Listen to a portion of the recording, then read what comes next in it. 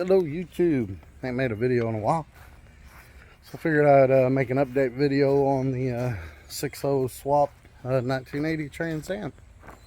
Eric from Barely Able Racing remote connected to it, and remote connected to my laptop, and he got it tuned. And then we drove it around.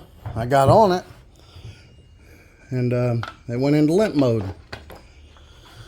And the reason it went into limp mode is because it lost oil pressure. So I put an extra cord in it and we tried again. It went into limp mode again, lost oil pressure. The weird thing about it is when you first start it up, the oil pressure jumps to 50. You rev it up, it goes to 80.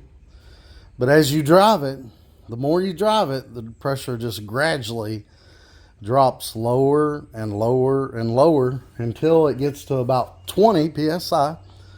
And when it gets to 20 psi, you rev it up, it does not even go up with RPM. It just stays at like 20-25 psi. And some people say, well, it's probably the sensor. Well, no, because when it does that, you can actually hear the valves starting to tick because the push rods or the lifters ain't getting pumped all the way up. So I know it's an oil pressure issue. So I took the oil pan, I dropped the oil pan. I was hoping there was enough room, and it looks like there is, to get that oil pan out of there without lifting the motor. But there wasn't. So I dropped the oil pan, and then I couldn't get the balancer off because I loaned Austin my impact and the socket, the only socket I have that fits that. So what I did was I took the timing cover off, I pulled it back a little, and I spun it over to the side. And I changed the seal. Apparently those Amazon, eBay, muscle car oil pans, the rubber O-ring isn't that good in them. And so I took that rubber O-ring out and I changed it for the black Felpro ones, which was this one right here, the 72401, which is the one I'm told you're supposed to use on those. I wish I'd have kept the old seal and showed you it because it looked pretty bad. It was oblong, it wasn't completely round. But anyway, I drove it again. I didn't drive it as long as I did the other 2 times it did that. But I did drive it a bit and get on it a couple times, and it didn't lose the oil pressure this time. So hopefully that's fixed. Also, I don't have the catch can hooked up, so the only place that's bleeding off crankcase pressure is out that little bitty hole. There's not even a valve in these. There's just a little hole down in there. A little bitty hole. I'm sure you probably can't see that. Oh yeah, you can. See? It just has a little bitty hole in it. But anyway, I'm going to drill all that out, and we're going to weld a bung on there for 10 a.m. And then we're going to, oh, also the other place that was bleeding out was right there. So I don't know if that was enough to bleed. It only went up to 6 pounds of boost, but I don't know if that was enough to bleed out all the crankcase pressure, and that maybe could have caused the oil pressure issue. I'm not sure, but since we replaced that seal and I drove it, it didn't do it. So hopefully, but like I said, the more you drive it, the lower it dropped. I didn't really drive it a whole lot that last time. So I'm not sure if that's fixed or not, but we're also going to get a 10 AN oil fill right here, and we're going to take this out and put that in. Then we're going to put the catch can back on it. And I was using the app to keep track of the oil pressure and stuff like that, because you can, there's an app in here that you can connect to, and it's got an antenna right there. But it kept disconnecting on me, so I'm gonna put the gauges back in it, the oil pressure, water, and boost. So today I should have enough to put, I ordered some parts. Today I should have enough to put the catch can on and then put the coolant sensor in. I had to get a fitting from that, which is what, M12 or something like that, that plug right there, to the to this right here, so I could run the coolant temps and coolant temp, and then because I can look at that on the laptop, but I have to set the laptop right there, and you can't really see that and drive at the same time. So putting them up there, and hopefully the oil pressure issue is fixed. If you guys have ever dealt with that, good oil pressure on startup.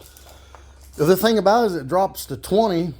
You shut the car off, let it sit for a little bit, and start it back up. Boom, the oil pressure's right back to 40. I don't get it. But if you guys know anything about that, hit it up. But I'm just working on putting the lights in off the switch for the gauges. But yeah, it's tuned, it runs, it drives around good.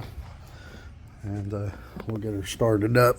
One weird thing about it is after it runs for a while, if you shut it off and try to start it right back up, you kind of got to put your foot, open the throttle blades just a little, and it starts up. But if you don't do that, it kind of struggles to start. But if you let it set 10 minutes, it starts right up.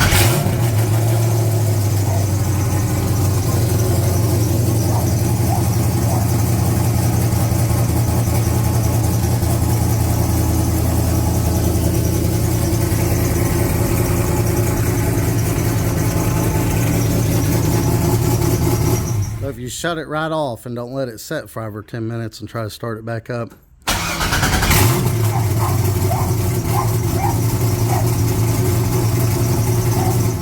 well, when it gets warmed up, it does that. It don't want to start right back up. If you shut it right off after it warms up and you shut it right off and try to start it right back, it don't want to start without putting your foot on the pedal a little, just to crack the throttle blades a little, and then it'll start right up. But if you don't do that, it struggles to start.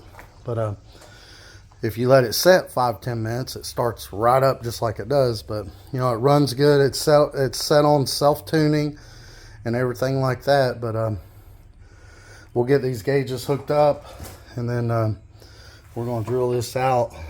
And I might just drill this out and then put a grommet in there, just like some of the other valve covers are. Some valve covers have a grommet there that the PCV goes into, but again, it's not even really a PCV. It's just it looks like that with a hole in it, just like this one does. There's not even a valve in there. It's just a restrictor hole. That's all it is. I could probably, yeah, we'll probably drill that out and put the grommet in it, because I've already got some of these right here that would go in the ones that already have the PCV that you can pull out. They have a grommet, and then these go in it and you hook your, that's the way my car is. But that valve cover is not made that way, so hopefully we can just drill a hole in it and put that put a grommet in it, and then just put this down in it. That's the plan anyway. I gotta make sure that don't hit metal, and it almost did when we started it. That's a hot wire. When you turn the ignition on, it's going to be for the lights, for the gauges. But anyway, we're going to get the gauges hooked up, and then we're going to drill this out, put a grommet in there, and put one of those fittings in there. We're going to take the oil fill out. We're going to put a special fitting that goes in there to 10AN.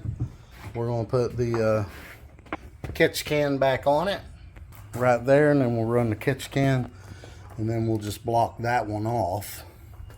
But anyway, we'll do that, and we'll take her for another ride so I can watch the oil pressure really good, and we'll get on it a few times, and I'll make some videos of that. And if it acts right, this Saturday we'll go to the drag strip and we'll test it. If that don't fix it, I'm gonna have to lift the motor up and take the pan completely off, and then we're timing cover and all that, and we're going to put a melting oil pump on it, and I'm going to double check the pickup tube, make sure it don't have any holes in it or cracks or anything like that. But yeah, if y'all have any ideas on why it would have done that, I mean, like I said, you first start it, it goes up to 50 psi, you rev it, it goes to 80. You can idle it till it's warmed up. It'll never do that, idling or just sitting. Then you drive it around, and it's like it gets lower and lower, and then if you get on it, that's when it really wants to drop the oil pressure, is when you get on it and get under boost. Like I said, we've only went up to 6 pounds of boost. It does pull pretty good, but it's like during the pull, it's like shoots up to 70, 80, and then just gradually comes back down to 20, and then it sends the car into limp mode, because you can set in the computer, you know, what oil pressure it should show at certain RPM. If it drops below that, it sends the car into limp mode. But yeah, I mean, yeah, actually, when the oil pressure drops is when you're getting on it. And once it drops to 20, 25, it won't go up with RPM. It just stays there. But if you shut the car off, let it set for, you know, a couple of minutes, start it back up, boom, it's right back to 40 PSI. I don't get it. But if y'all know why it would do that, I'm new to these LS engines, Vortec, whatever you want to call them. Kind of new to these engines, so I've never had a small block Chevy do that. Just a note, ever. And I've heard of this oil pressure issue with this design on these Vortec LS motors, engines, whatever. But yeah, y'all have a great day, and thanks for watching. Oh yeah, and NOAH Performance Works, TIG welded us up a downpipe with a bullhorn. Pretty welds, look at that.